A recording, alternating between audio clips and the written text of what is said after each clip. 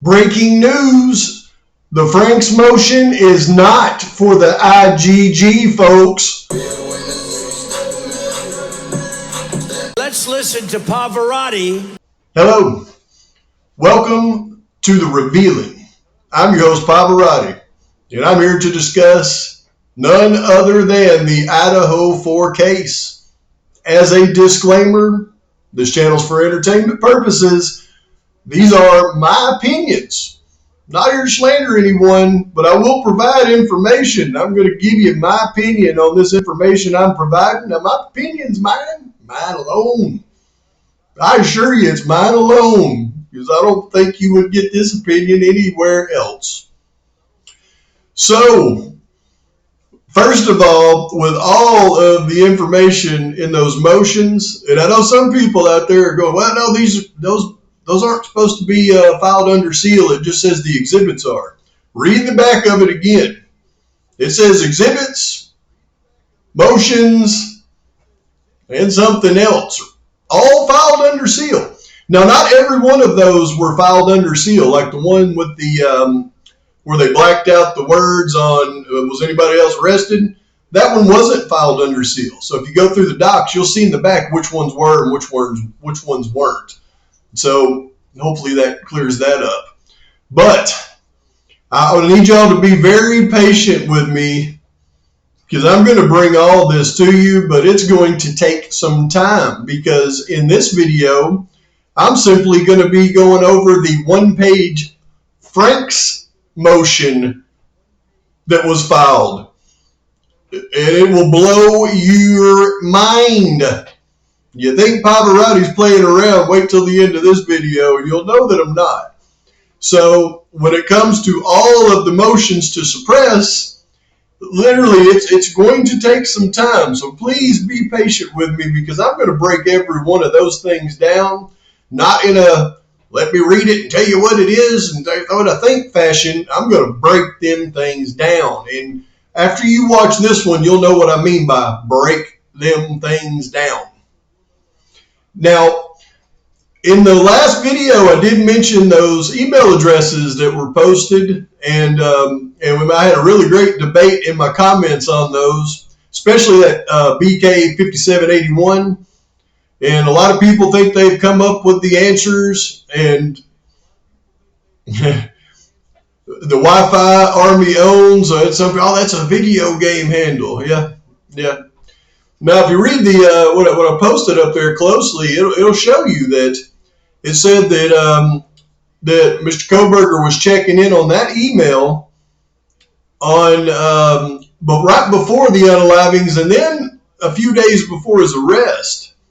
So that tells me everything I need to know. And it said that username was inactive, upon the filing of the search warrant. Well, yeah, it was inactive because they deactivated all the Kopaka stuff. So it tells me that they were conversating before law enforcement unalived Kopaka. But as it got closer to the time where they arrested Kohberger, I'm not sure that Kohberger really believed that they had unalived Kopaka. I think that's why he went back in and was trying to contact him right before the arrest. And that would make sense why he said, has anyone else been arrested? Because he was thinking maybe Kopaka wasn't unalived after all. I think he was curious about that. That's just my opinion. That's just my speculation.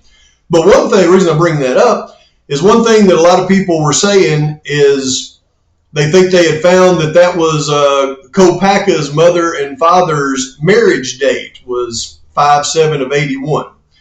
Well, folks, I'll tell you what, I've got a whole new investigative tool to my disposal, and I'm about to probably go completely insane researching things that I couldn't research before. But I can tell you that was not Kopaka's mother and father's wedding date. It turns out that their wedding date, let's see here, their wedding date was in 1986, and they were married in Norman, Oklahoma, which is kind of crazy. I've actually been through Norman, Oklahoma. If y'all have ever seen the movie Rocky V, You'll remember the kid in there that was the big boxer that Rocky was training. I think it was Tommy Gunn. Well, that guy was a real fighter, and his name's Tommy Morrison. He was a bad boy. Tommy Morrison was from Norman, Oklahoma as well, so it was just kind of odd. But keep looking. Don't let people tell you out there, oh, this is this, because I promise you they're just speculating. We're going to figure it out. And it's important to figure out because in this one, we're going to break down that Frank's motion that everybody I've listened to, well, they know all about it. It's the IG, they did it. Oh, folks. Let me show you what the Frank's motion is about.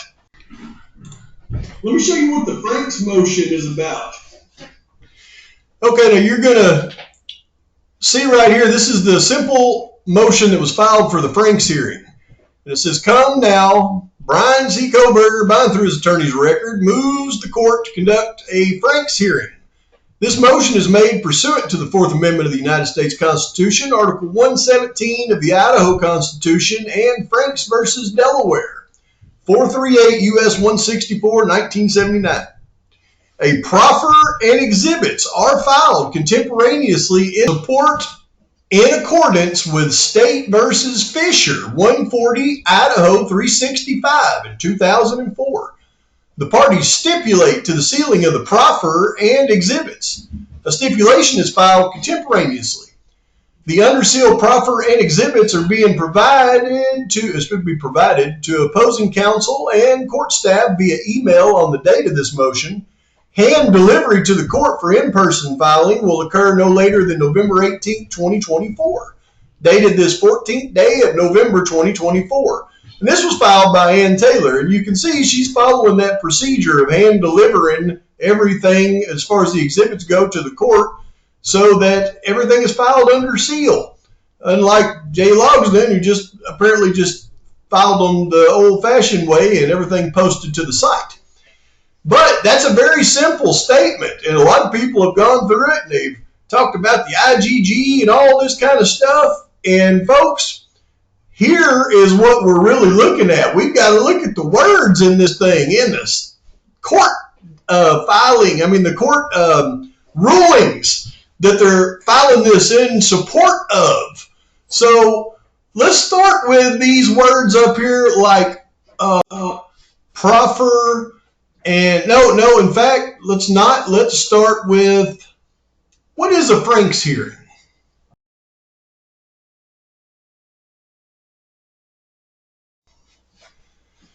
Now, a Franks motion is when the defense asserts that a police officer has either lied or knowingly withheld information to a judge in order to obtain a warrant. Now, I wonder what the police officer withheld and didn't give the information to the judge in order to obtain a warrant. Well, a lot of people are going to suggest they withheld the IGG information. But folks, it's my contention that the defense has now figured out how to prove that the IGG was reverse investigated and therefore didn't even apply to this case. And what they're really doing this Franks motion for is to prove that law enforcement held back that there was a confidential informant. And that's what they lied and held back from the judge when obtaining that warrant. And why do I say that? Well, let me show you. It's this word proffer that is going to get everybody so messed up in this particular situation. A proffer is a mechanism to offer or present evidence at trial for immediate acceptance or rejection. In State versus Boyd, the court held that a proffer is a mechanism by which a party may create an appellate record of what the evidence would have shown. So this is what everybody is going to think they mean by presenting a proffer with the exhibits. They're just simply trying to get an acceptance or rejection, and the proffer is an appellate record. of what the evidence would have shown. Well, and that may actually be the case. But here's the proffer that the defense is going to be actually presenting along with the exhibits, because we have to look at the case law cited along with the proffer. You see, most commonly, proffers are a prelude to cooperation. The individual is under investigation or has been charged with a crime and wants to offer information to law enforcement authorities in exchange for some benefit, such as dropped or reduced charges or an agreement for a lower sentence. You see, when she says she's going to turn in the proffer along with the exhibits, she actually has found a record of the proffer that the confidential informant made with law enforcement to give that information. And I know you're thinking that, oh, wait a minute, Pavarotti, that's a big stretch, thinking that that is what she means by proffer. Well, let's read this, though. A proffer and exhibits are filed contemporaneously in support in accordance with State versus Fisher, 140 Idaho 365, 2004. A proffer and exhibits are filed contemporaneously in support in accordance with State versus Fisher. Folks, you have to associate what the proffer and exhibits are in accordance to, that are filed contemporaneously with State versus Fisher, 140 Idaho 365, 2004. Let's look at that actual case law.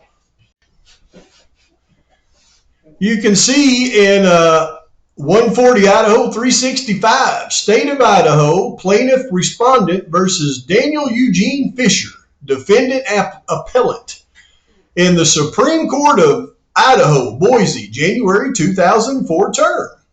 May 12, 2004, Molly J. Husky was the State Appellate Public Defender. Paul Sonnenberg, Deputy State Appellate Public Defender. Honorable Lawrence G. Wasden, Attorney General. Kenneth G. Jorgensen, Deputy Attorney General, Boise, for respondent. Kidwell Justice. The appellant seeks relief from his judgments and convictions for possession of a controlled substance, METH, and trafficking by attempted manufacturer of METH, both felonies. The appellant appeals the district court's order denying him a Frank's evidentiary hearing because the district court improperly held an ex parte in-camera hearing to arrive at its decision. The judgment of the district court is affirmed. But let's look at the factual and procedural background. In the first judicial district of the state of Idaho, in and for the county of Bonner, a magistrate judge issued a warrant to search the property of the appellant, Daniel Eugene Fisher. Fisher, based upon the sworn testimonies of Detective Drumright, a confidential informant, and based upon references to statements of a concerned citizen. The magistrate judge determined there is probable cause to believe that there is METH, also ongoing manufacturer, attempted manufacturer of METH. It was the information from the confidential informant that, guess what, could not be proved to be a reliable informant. It goes back to informant's reliability. And what happened in this case? They held the fact that it was a confidential informant from the judge because they didn't want the confidential informant's reliability to come into question. There you have it. You know, you gotta love how Ann Taylor leaves those breadcrumbs in there for us to be able to follow if we actually have enough sense to dive in and break it apart, look for them. Now, that was a one-page motion for Frank's motion that didn't even include attachments or information. It took me that long to break that one down. So when I say please be patient with me, I'm going to break them all down for you. It's just going to take us a little while. I mean it, because the rest of them are, you're talking about 15 to 20 pages a piece with a lot of case law cited. You see, you can decipher what's really going on by the case law that's cited in the cases. I doubt many others out there are going to take the time to apply the case law to the arguments so that you can see what the arguments are really about. But I'm going to do that for you, but you can imagine this is going to take us a while. But if that isn't a bombshell in itself that I just went over with you, then nothing will blow your hair back. But please like and subscribe to this channel. Post your comments, your thoughts, criticisms. Till next time, Pavarotti's out.